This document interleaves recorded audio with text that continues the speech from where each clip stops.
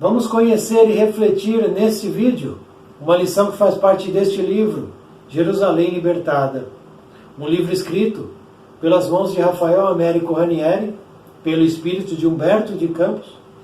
A lição que vamos estudar é a número 7, e o título dela, O Equívoco.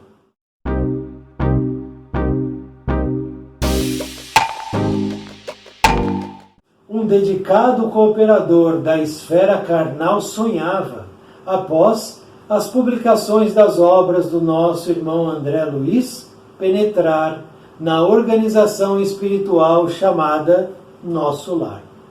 A sua mente, desde então, sintonizada com o mais alto, vibrava em anseios sublimes de espiritualização e em magníficos voos para a esfera diferente da felicidade constante e perene. Tanto pensou e meditou, por tantas noites de insônia firmou com os olhos parados e quedos o seu pensamento em nosso lar, que numerosas entidades se sentiram atraídas para o seu leito de repouso noturno. Contemplaram-no, examinaram a tela de sua mente um pouco descompassada e sinceramente declararam não estar em condições de atender um caso novo como aquele, dificilmente encontrável nos anais da espiritualidade. Evidentemente, era um caso novo. Seu anjo da guarda, aflito com a situação criada, recorreu aos poderes celestes mais altos e implorou auxílio imediato. O fato era de alarmar. A fixação mental do nosso irmão não poderia, de modo direto, ser acusada como desvio. Concentrava-se ele evangelicamente numa cidade celeste. Procurava melhorar-se para atingir esse fim e evitava o mal. Deveriam aconselhá-lo a não fixar a mente em nosso lar? Ninguém se aventurava ao diagnóstico e todos temiam assumir responsabilidades. Porém, a misericórdia do Pai é infinita, e entidade de angélica figura desceu das alturas celestiais e veio atender ao venturoso Antônio. Este, deitado no leito, esforçava-se por desprender-se do veículo carnal.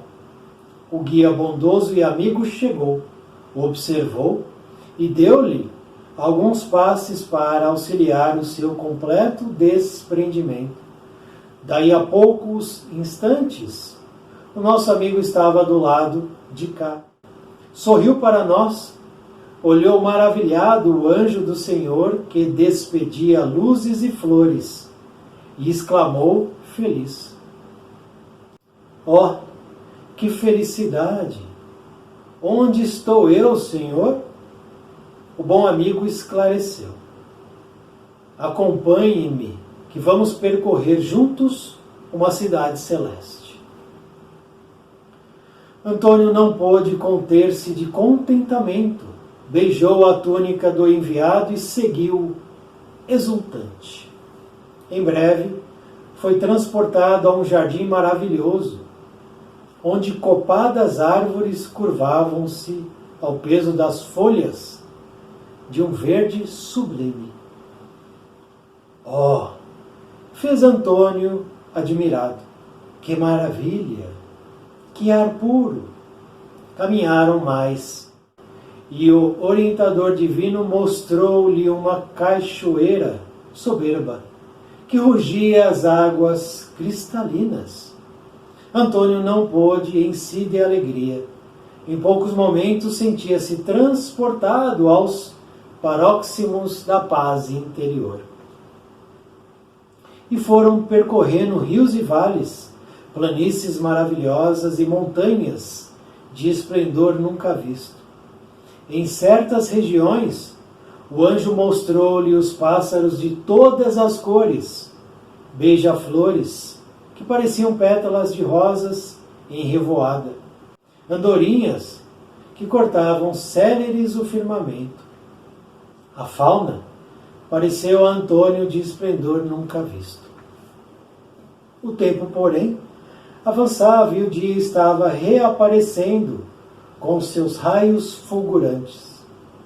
Fez o servidor do Pai com que Antônio percebesse a beleza, nunca por ele vista, do astro que iluminava aquela cidade celeste.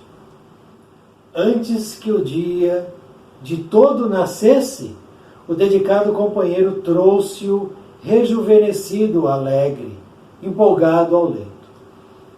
Ao despedirem-se, Antônio, no auge da alegria, implorou ao companheiro celeste: meu irmão, a viagem que fiz hoje me tornou um outro ser. Agradeço-lhe infinitamente a Jesus essa oportunidade que sei não será sempre concedida a todos, mas compreendo que foi o meu forte desejo de ir a nosso lar que me possibilitou essa permissão. Não é verdade? O bondoso guia murmurou muito sério: em parte, meu amigo, em parte. Antônio contemplou-o desconfiado. Meu irmão, poderia me dizer que região é essa que fomos? Eu desejaria guardar-lhe o nome para dela me recordar quando agradecesse. O Cicerone fitou-o complacentemente e explicou: é com satisfação que lhe será permitido guardar o nome da cidade que visitamos. Antônio, encorajado, exclamou: já sei, é nosso lar, não é? Não, disse o anjo, escondendo um sorriso fraternal. Antônio encabulou-se um pouco, mas retornou mais contente ainda. Então é Alvorada Nova. Também não, esclareceu o mensageiro celestial. O nosso irmão já estava desanimado e esperou com paciência que o mensageiro lhe dissesse: não, Antônio. A organização celeste que visitamos hoje, os jardins, que contemplamos, os pássaros e as águas, as planícies maravilhosas e os vales de paz e tranquilidade, não estão em Alvorada Nova, nem em nosso lar. A cidade celeste e sublime que visitamos esta noite e que você poderá contemplar e admirar todos os dias é mesmo a terra. O anjo, fim da sua missão, retirou-se satisfeito com o dever cumprido. Mas Antônio acordou diferente. Cheio de alegria, abriu a janela e contemplou, repleto de amor, o pequeno jardim que vicejava embaixo da janela.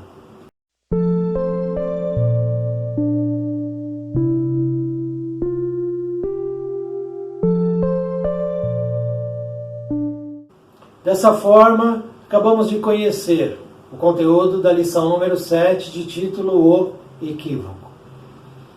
E o texto nos apresenta um personagem central de nome Antônio, que vivencia um momento único, ímpar e inesquecível, quando, junto a um espírito de hierarquia elevada, ele percorre várias paisagens durante o desdobramento do seu espírito no sono físico. Ele percorre essas paisagens com um objetivo.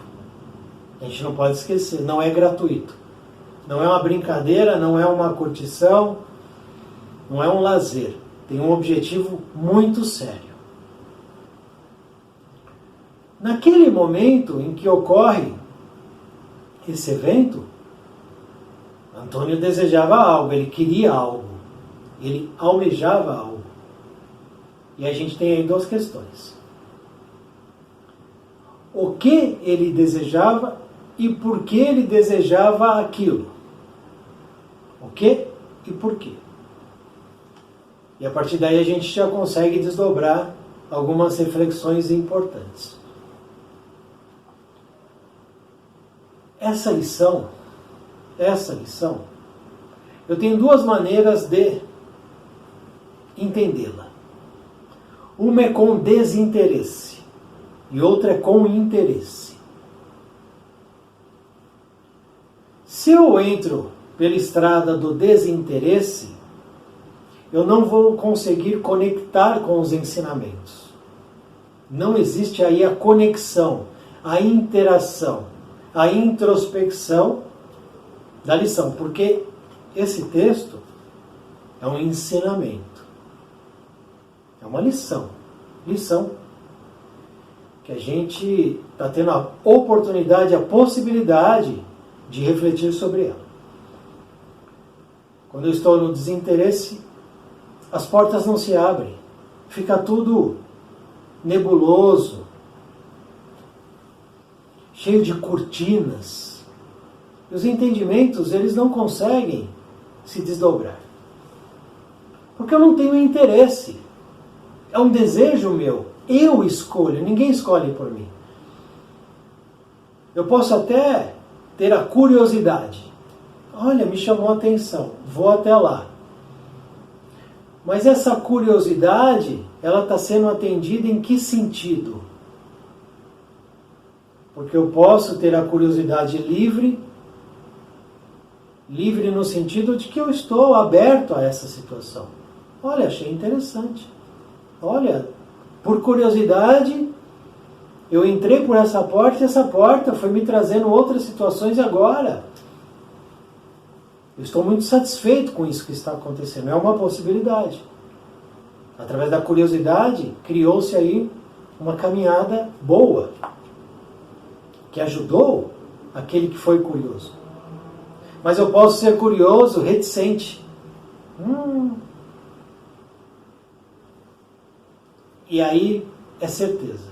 Essa curiosidade, quando ela está amparada na reticência, nos atavismos, ali na má vontade mesmo, ela é inútil, infértil. Então a gente tem curiosidade e desinteresse, quando a gente pega uma lição dessa. E tem o outro lado da moeda, que é o interesse. Se eu pego essa lição e observo ela com humildade e empatia, o meu interesse, ele vai surtir um efeito muito grande. Porque eu começo a entender que Antônio sou eu. O que ocorreu com Antônio ocorre comigo. Sem nenhuma dúvida, sem nenhum medo de transportar essa experiência de Antônio para a minha vivência, para o meu dia a dia. Porque eu tenho a humildade, a empatia e o interesse nisso. E aí o nosso conhecimento, ele vai ganhando corpo,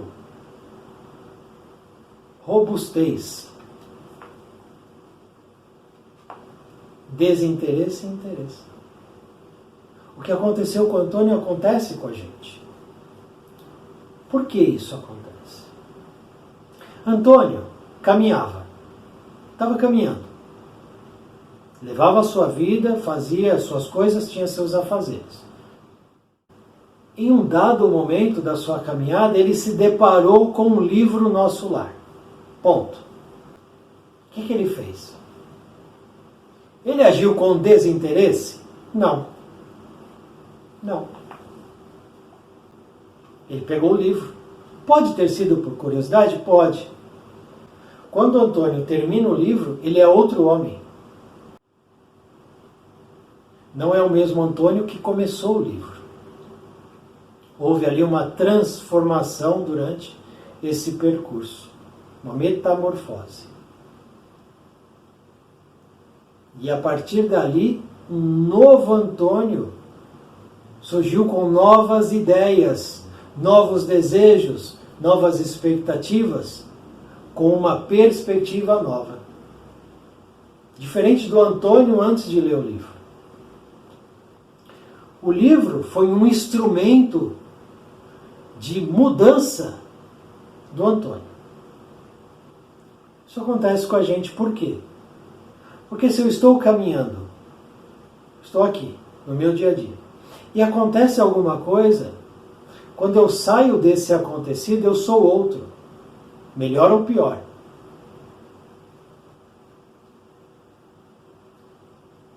Um instrumento pode ser qualquer instrumento. No caso dele, um livro. No meu caso, pode ser um relacionamento. No seu caso, pode ser um evento, um acontecido. Fisicamente, por exemplo. Quantas pessoas não mudam depois de um AVC, de um acidente, de uma morte de alguém próximo, de uma perda de emprego, do rompimento de um relacionamento, do nascimento de um filho, de uma filha. Quantas mudanças não acontecem por esses instrumentos? A gente muda o tempo inteiro. Quando você acorda pela manhã, você é um. No final do dia você é outro. A depender das atitudes que você toma.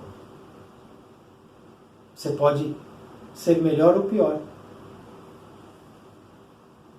Ao final deste vídeo, você poderá ser outro. Ou não. Ou não. Eu, ao final desta gravação, não tenho dúvidas, serei outro.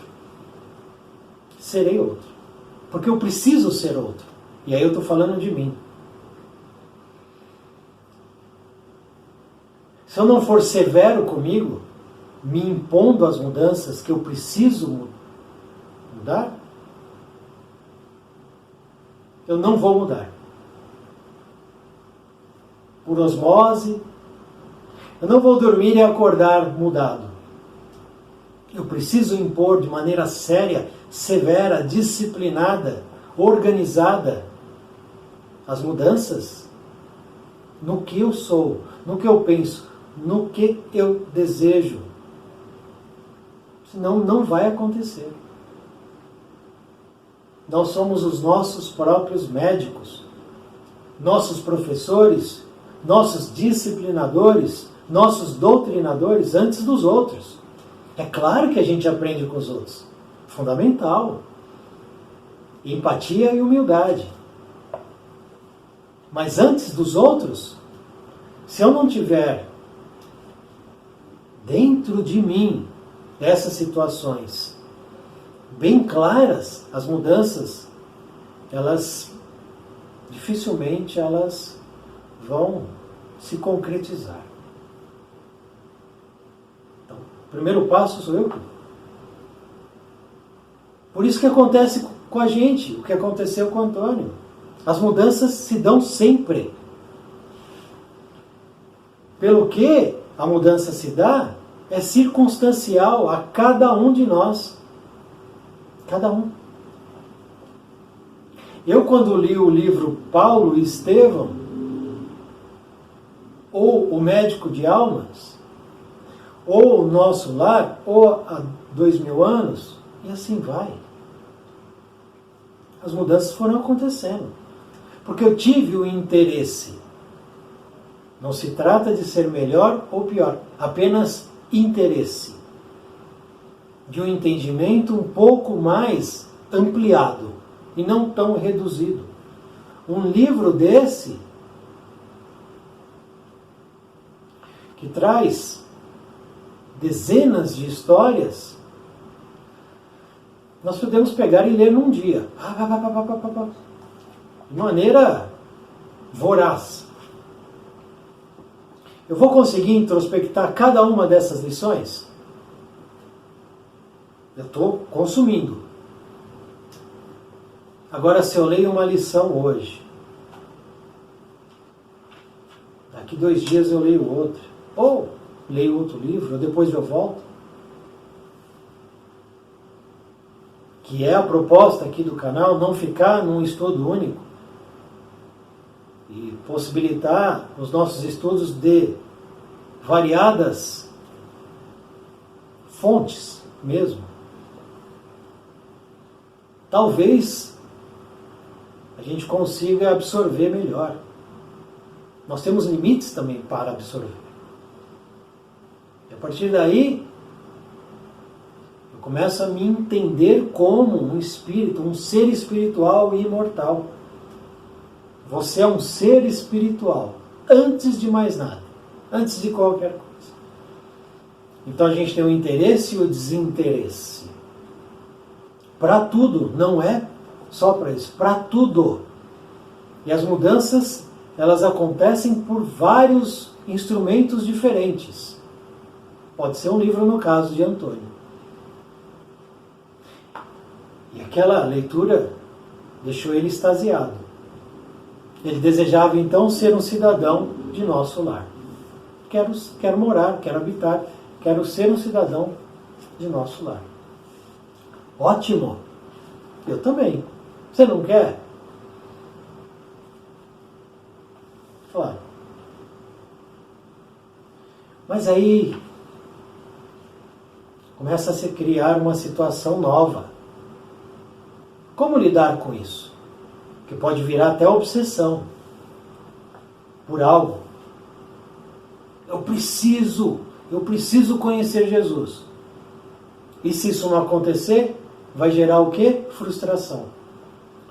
Quando a gente eleva muito a expectativa e essa expectativa não é atendida, a frustração é o resultado. E a dosagem da expectativa? Estudei o ano inteiro para o concurso da FUVEST, não passei. Frustração. Então, se eu chego com a expectativa dosada, entendendo que é 50%, posso entrar ou posso não entrar numa universidade aqui ou ali, de repente eu estou equilibrando essa expectativa para que não surja uma frustração tão devastadora que joga a pessoa chumbada no chão. Chumbada. E depois, para se levantar, muita dificuldade. Então, a expectativa. E ele gerou uma expectativa gigantesca. Porque agora tudo é nosso lar. De um lado é positivo. Por quê? Porque Antônio concentrava-se evangelicamente na cidade. Criou-se ali uma conexão. Eu quero. E querer é importante, desejar é importante. Mas aí precisa da dosagem. Eu desejo um emprego, eu desejo um carro, eu desejo uma casa, eu desejo isso, aquilo. Ok. Tem que dosar isso, senão a gente se perde. Ele procurava melhorar-se. Olha só. Olha que coisa importante. Procurava melhorar-se. Ele procurava. Ninguém estava impondo a ele para atingir esse fim. Então ele sabia que para estar lá ele precisava, mudar quem ele era.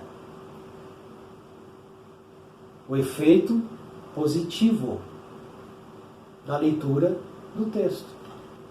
Ele estava introspectando o entendimento do texto. Porque ele entendeu que André Luiz estava passando lá nas palavras. Para estar aqui, precisa ter um procedimento. E ele evitava o mal. Evitar o mal é fundamental. E aí não é pré-requisito para estar em nenhuma cidade espiritual. É pré-requisito para que a gente não caia em nós mesmos. Evitar o mal. Tem nada a ver com cidade espiritual. Tem a ver com o que eu sou. Se eu não evitar o mal, eu vou me perder em mim mesmo. Mas eu desejo ir para uma cidade espiritual. Qualquer uma. Eu desejo estar como um habitante de uma região iluminada. Precisa haver méritos para isso. Conquista. Eu estou aqui hoje, numa cidade X. Estou aqui, gravando esse vídeo. Mas eu quero morar em Dubai. Lá, né, no Oriente Médio, coisa. Ótimo. É simples assim, então? Eu quero e amanhã eu estou lá? Não. Eu preciso responder a uma série de quesitos para poder morar lá. Ou seja, em qualquer outro lugar, na Índia, no Canadá, na Rússia. Então, querer. Aí eu preciso responder a um processo para atingir o meu objetivo. Então ele estava mudando, fazendo a reforma íntima. Olha que positivo. Mas a que nível isso estava chegando? De novo, você entra na expectativa gigantesca, inflada, alimentada de maneira descuidada, isso gera uma frustração. Estudamos aqui o despertar de Rufo, que durante a sua caminhada lá, no primeiro século, difundindo a Boa Nova, ele aspirava, ele tinha a expectativa da proteção, da iluminação, dos méritos por aquilo que ele fazia. Ele teve algum mérito. Mas quando ele desperta, ele percebe que o trabalho deve continuar. E que a gente é muito pequenininho ainda. Por mais que a gente faça, a gente é pequenininho. Porque é assim mesmo. E aí ele se revolta, porque a expectativa era alta. Ele se frustra. E aí ele não sabe como lidar com a frustração. Da frustração ele vai para a revolta. Da revolta ele vai caindo cada vez mais no mal pelo mal. E Antônio estava nesse processo, evitando o mal, fazendo a sua reforma. E aí o seu mentor começa a ver uma situação difícil ali. Olha, ele está se perdendo. Ele está começando a se perder. De tanto que ele quer, ele não está entendendo que ele precisa viver a realidade. Porque é claro que eu posso desejar um carro melhor, mas eu preciso cuidar do carro que eu tenho. Não interessa o ano, a cor, o modelo. Eu tenho que cuidar do que eu tenho. Eu posso desejar o tênis da moda? Claro! Mas eu que cuide também dos tênis que eu tenho, ou do tênis que eu tenho. Limpando, cuidando, zelando por aquele patrimônio. É um patrimônio meu. Momentâneo. Passageiro. O tênis fica, o carro fica. Mas eu preciso cuidar. Esse corpo vai ficar, mas eu tenho que cuidar do corpo. Os dentes vão desaparecer, mas eu preciso cuidar dos dentes. Porque é minha obrigação, só minha. Eu desejo a casa, desejo o armário planejado, o quarto. Cuide antes do que você tem. Eu preciso cuidar do que eu tenho, zelar pelo que eu tenho e trabalhar para assim melhorar. Essa é a receita. Se eu tiver a oportunidade, a tudo dai graças. Agradeço. Se eu não tiver a oportunidade de trocar o móvel, o carro, o celular, o tênis, mesmo assim eu ainda vou agradecer. Porque eu tenho mais do que outros que não têm nada. E muitas vezes o que tem menos é mais grato do que aquele que tem mais. Quase sempre a gente vê isso. O humilde é muito mais grato a Deus do que aquele que é orgulhoso. Então o mentor fala, precisamos de ajuda. Antônio vai se perder nesse desejo. E se ele não for para o nosso lar, o que vai acontecer? Teremos um problema sério. E aí, logicamente, ele vai procurar ajuda e desce uma entidade elevada. E ele diz, Vamos percorrer juntos uma cidade celeste. E começa.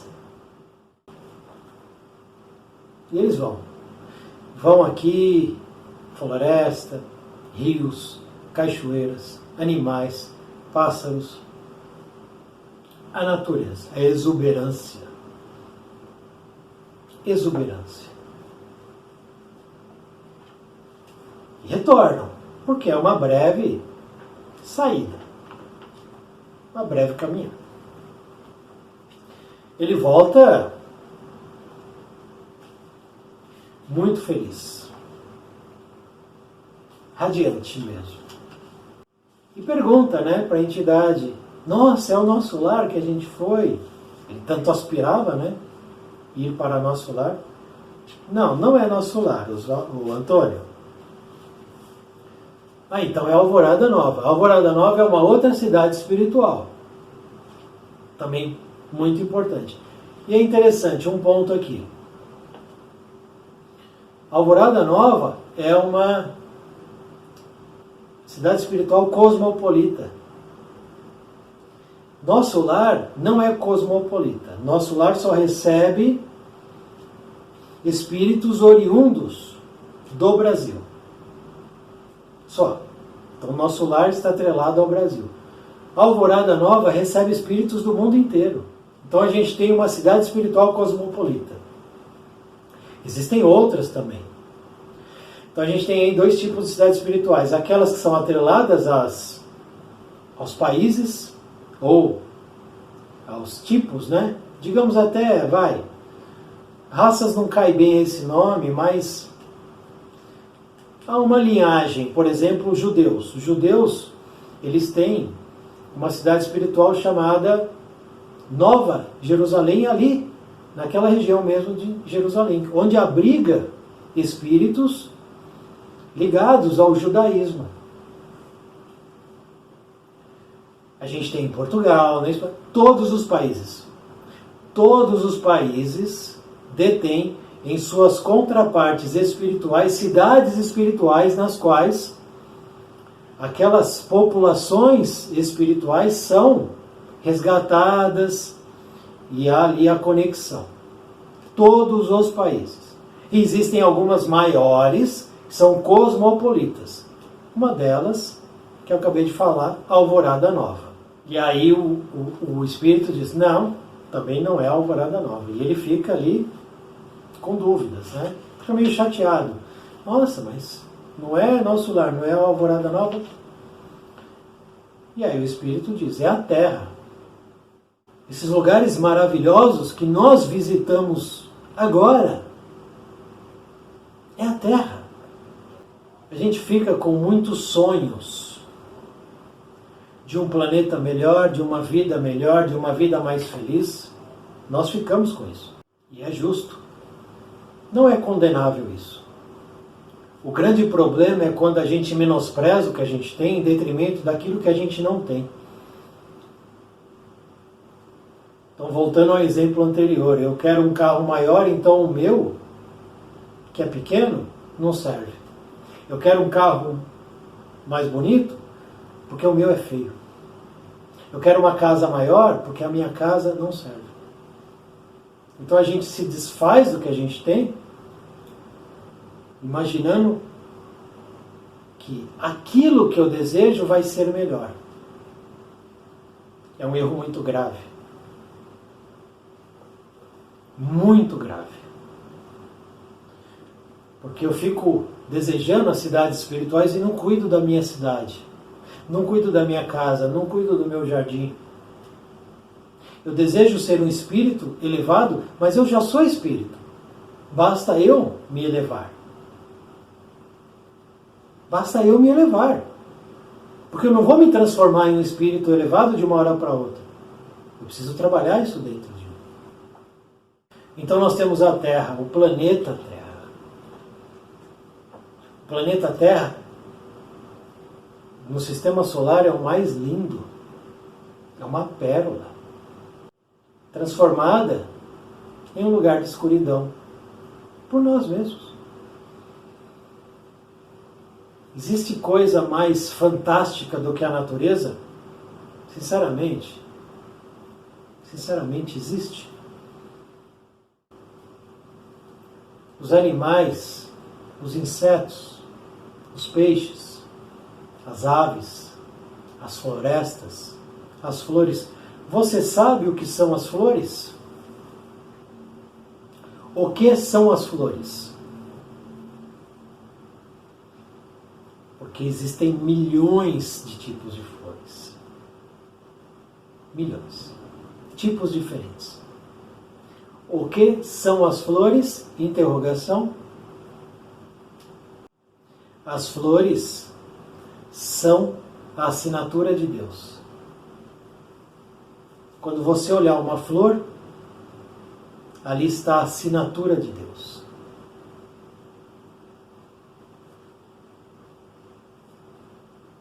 Dia desses, fui até o dentista, um prédio suntuoso.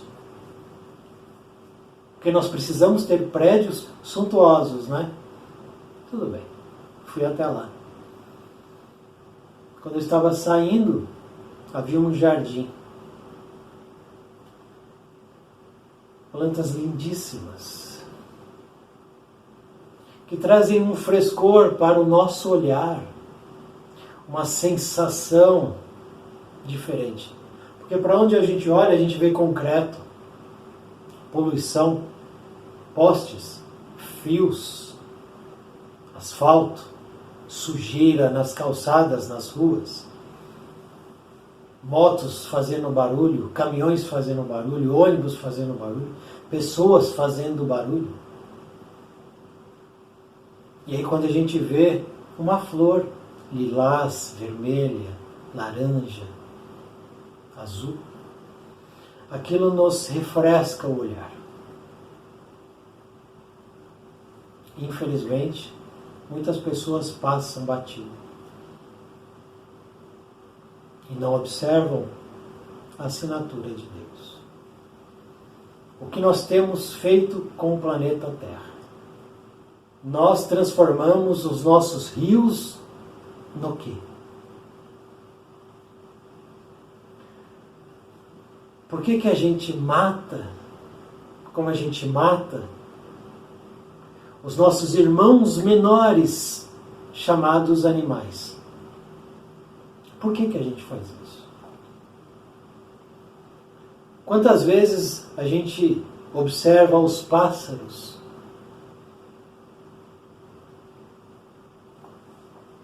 Quantas vezes? Quantas vezes a gente vai na praia e ao invés de mergulharmos numa introspecção, na troca de energia com o mar, que é uma energia que a gente desconhece, ao invés disso a gente fica na areia, dando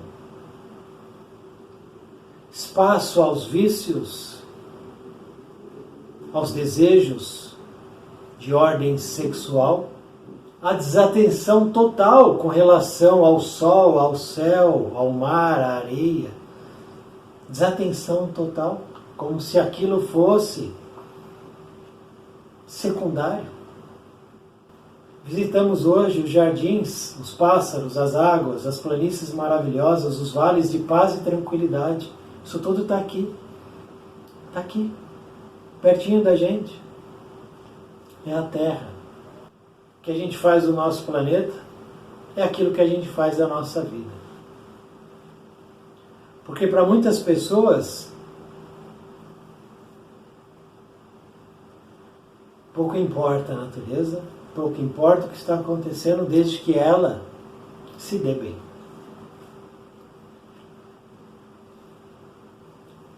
Que possamos nós mudar nossos pensamentos, comportamentos, entendendo que ir a uma cidade espiritual é consequência do que eu faço no meu dia a dia. A receita para mundos iluminados, felizes, ditosos, celestes, purificados, elevados, a receita já foi dada. A receita das mais simples, já foi dado. Nosso mestre pessoalmente veio aqui, não mandou ninguém, ele veio, se fez aqui, entre nós, e deixou a lição. Aqui é um desdobramento das lições do nosso mestre. Desdobramento. Que de maneira amorosa nos é ofertada por Ranieri e por Humberto de Campos. Vamos fazer o que então com essa lição?